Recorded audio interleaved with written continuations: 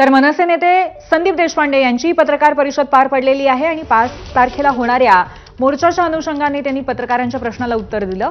कुठेतरी संयुक्त महाराष्ट्र 2 असं व्हर्जन याची आठवण करून देणारा हा संपूर्ण मोर्चा असेल, हा संपूर्ण एकत्रीकरणाचा आणि हिंदी सक्ती विरोधात येण्याचा हा जो मुद्दा असेल, जे आंदोलन असेल, ते या संपूर्ण घटनेची आठवण करून देईल असं ते म्हणाले।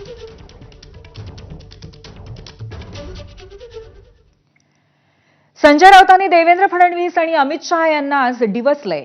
इंग्रजी ट्विटमध्ये ठाकरे इज द ब्रँड म्हणत त्यांनी फडणवीस आणि शहांना टॅग केलेला आहे। हिंदी सक्ती विरोधामध्ये मोर्चा एकच असेल आणि एकत्र असेल असं आज संजय राऊतांनी जाहीर केलं।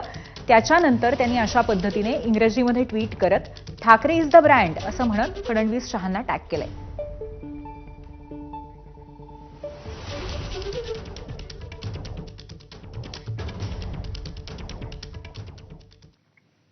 ठाकरे बंधूंचा मोर्चा निघण्यावरती शिक्कामोर्तब कसं झालं याची इनसाइड स्टोरी सुद्धा खासदार राऊतांनी आज प्रसार माध्यमांना सांगितली। काल राज ठाकरेंनी आपल्याला फोन केला असा दावा संजय राऊतांनी केला। मराठी माणसांचे 2 मोर्चे निघणं योग्य दिसत नाही असं राज यांनी फोनवरती म्हटलं। त्यामुळे एकत्रित मोर्चा काढण्याबाबत दोन्ही बंधूंचं एकमत झाल्याची माहिती संजय राऊतांनी दिली आहे। तर 10 वाजताची वेळ सोयीची नसल्यामुळे वेळ आणि ठिकाणाबाबतचा निर्णय दोन्ही पक्ष मिळून ठरवतील अशी माहिती सुद्धा संजय राऊतांनी दिली। मोर्चात कुठलाही झेंडा नसेल तर केवळ अजेंडा असेल असा दुजोरा संजय राऊतांनी राज ठाकरेंच्या भूमिकेला दिलाय।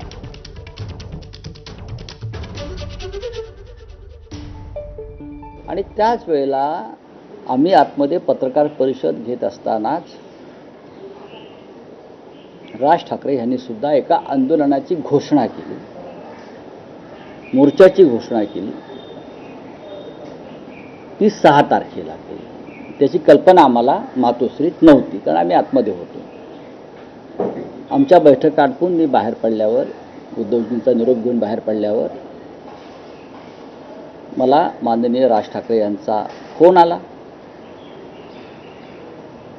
त्यांची अशी भूमिका आहे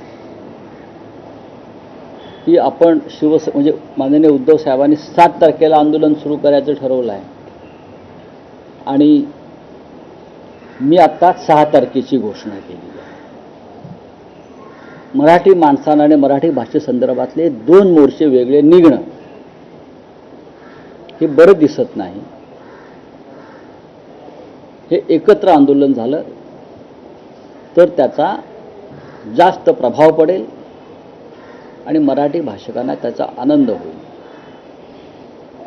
आणि त्या संदर्भात त्यांनी ती भूमिका जी सांगितली, मी म्हटलं ठीक आहे, मी शिवसेना पक्षप्रमुखांशी या विषयावर चर्चा करतो। आणि मी पुन्हा मातोश्रीत गेलो, माननीय उद्धवजींना सांगितलं की असा मनसे प्रमुखांचा दूरध्वनी आत्ता झाला माझ्याशी आणि त्यांची अशी भूमिका आहे।